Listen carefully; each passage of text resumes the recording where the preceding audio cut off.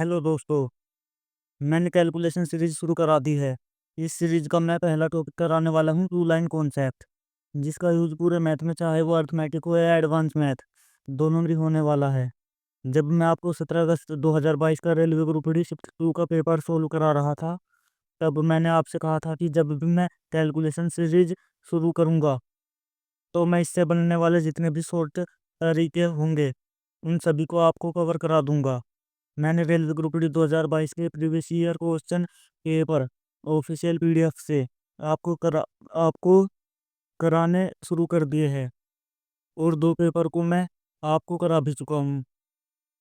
17 अगस्त 2022 का शिफ्ट 1 का पेपर और शिफ्ट 2 का पेपर। जल्द ही मैं आपको शिफ्ट 3 का पेपर भी कराने वाला हूँ। मैं आपको रेलवे ग्रुप डी 2022 के previous year paper official PDF से सोल्व कराने वाला हूँ। ज़्यादा समय न गवाते हुए चलते हैं कैलकुलेशन सीरीज के पहले टॉपिक की ओर, जिसका नाम है टू लाइन कॉन्सेप्ट। और हाँ, एक और बात, जब तक ग्रुप डी के सभी 99 शिफ्ट के पेपर का समाधान होगा, तब तक ये जो हमारी कैलकुलेशन सीरीज है इसका भी एंड हो चुका होगा। टू लाइन कॉन्सेप्ट के मैंने न्यू मेथड डिजाइन किए हैं। इनमें से दो या तीन मेथड खास है जिनका हम सबसे ज़्यादा यूज करेंगे। वैसे तो आप इसका कोई भी मेथड यूज करो, आंसर पर कोई भी फर्क नहीं पड़ने वाला। जो भी मेथड आप यूज करना चाहो कर सकते हो। इस सवाल को मैं टू लाइन कॉन्सेप्ट से कराने वाला हूँ। इस सवाल के माध्यम से ही मैं टू लाइन कॉन्सेप्ट के सभी मेथड को बता दूंगा। मेथड 1 है,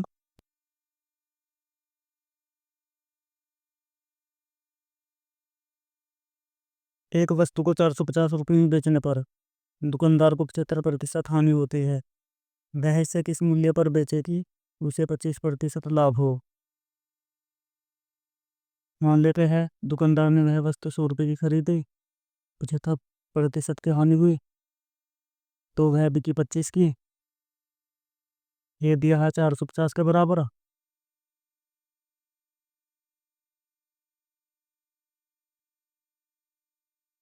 25% के लाभ पर वह बिकी 125 की। 25% लाभ पर वह कितनी की बिकेगी? 125 की। ये कितने के बराबर होगा? इन दोनों की मल्टीप्लाई,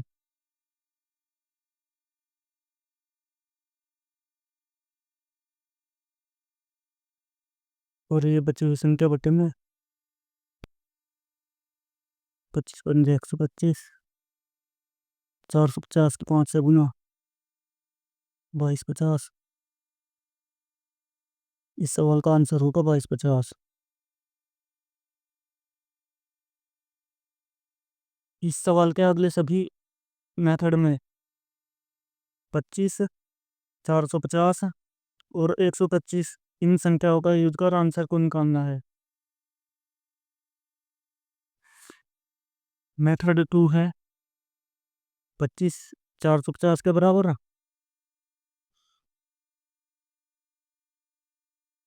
एक 18 के बराबर, और 125 कितने के बराबर होगा? एक 18 के बराबर होगा तो 125 है। 125 गुना 18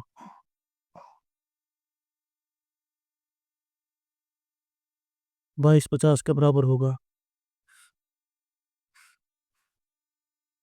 ये राइट आंसर होगा। मेथड 3 है 25 450 एक बराबर, एक बराबर इतना, और 125 बराबर इतना। 25 × 125 है, 450 की 5 में गुना 2250।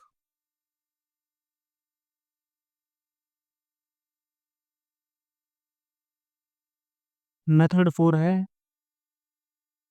25 450 और 125 कितने के बराबर होगा? इधर 25 से इधर 18 बार, और 125 के 18 में गुना, 125 के 18 में गुना।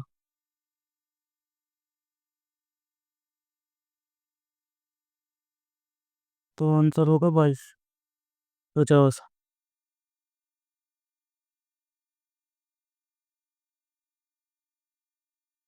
मेथड 5 है 25,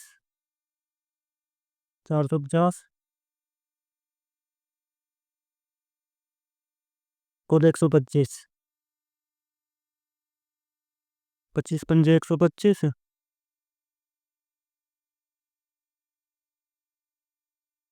और 450 की 5 में गुना।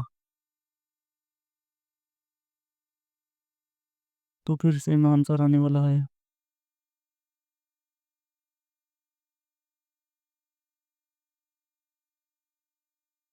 5 की 450 में गुना। मेथड 6 है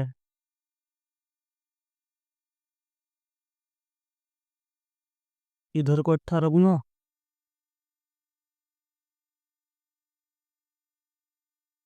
तो 125 कितने के बराबर होगा? इधर भी 18 गुना होगा।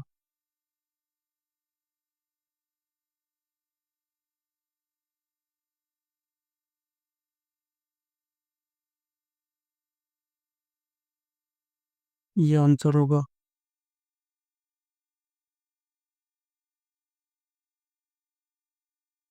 मेथड 7 है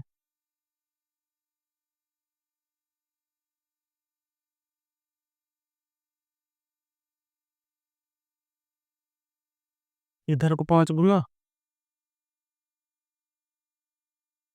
तो इधर को भी 5 गुना होगा। आंसर होगा 2250। सवाल एक है, संख्या एक है, तो हर मेथड में यही आंसर आएगा। टू लाइन कॉन्सेप्ट के अलग अलग सवालों में जब अलग अलग संख्याएं होगी, तो आंसर भी अलग अलग ही आएंगे। मेथड 8 है 25 दिया है 450 के बराबर,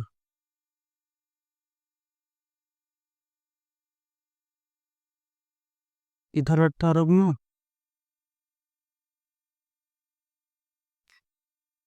तो 125 कितने के बराबर होगा? 25 450 के बराबर दिया है, तो 125 कितने के बराबर होगा? इधर भी 18 गुना, ये होगा 2250 के बराबर। आंसर होगा 2250।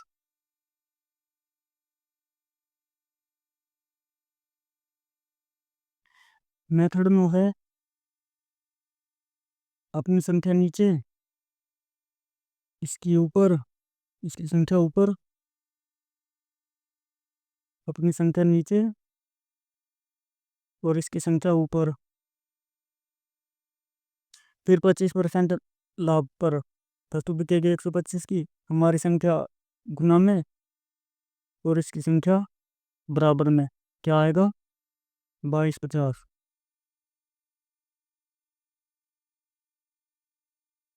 अब मैं बता देता हूँ, मेथड में उसे डायरेक्ट ही कर लेते हैं, ये बहुत ही खास है। मेथड में उसे डायरेक्ट कर लेते हैं, ये बहुत खास है।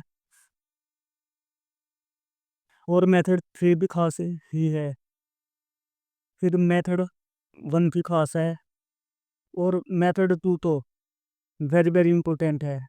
मेथड 2 को एक बार फिर से रिपीट कर लेते हैं। 25 450 के बराबर है,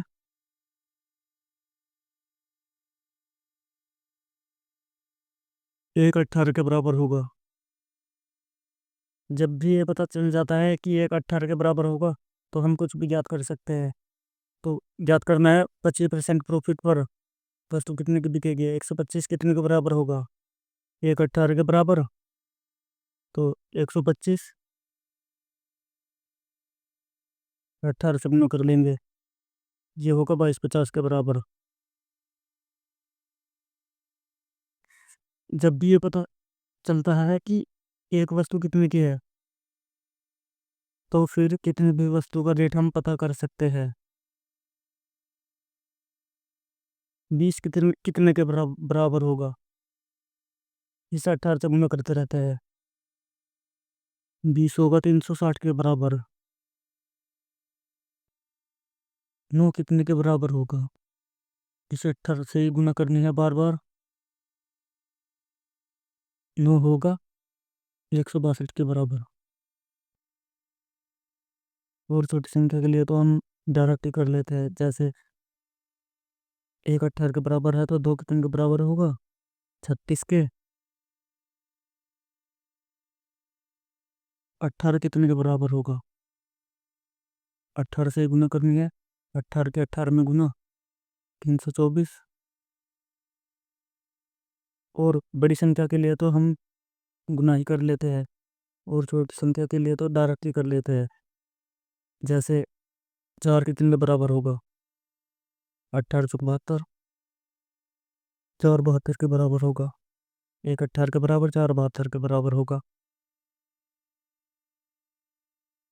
10 कितने के बराबर होगा? 180 के। 5 कितने के बराबर होगा? 90 के। 5 कितने के बराबर होगा? 90 के। एक वस्तु का रेट पता हो तो फिर हम कितनी भी वस्तु का रेट पता कर सकते हैं। मैंने आपको इस सवाल के मेथड बताए हैं। इन दो मेथड में मैंने बताया है इस सवाल की कैलकुलेशन टू लाइन कॉन्सेप्ट से अलग अलग तरीकों से कैसे की जाती है। चाहे आप किसी भी एग्ज़ाम की चाहे आप किसी भी गवर्नमेंट जॉब की तैयारी कर रहे हो, हर एक एग्ज़ाम में टू लाइन कॉन्सेप्ट का यूज है। टू लाइन कॉन्सेप्ट का पूरे मैथ में, चाहे वो अर्थमेटिक हो या एडवांस मैथ, कहीं भी किसी भी सवाल में यूज हो सकता है। जहाँ भी टू लाइन कॉन्सेप्ट का यूज होगा आपको कोई प्रॉब्लम नहीं आने वाली। Thank you.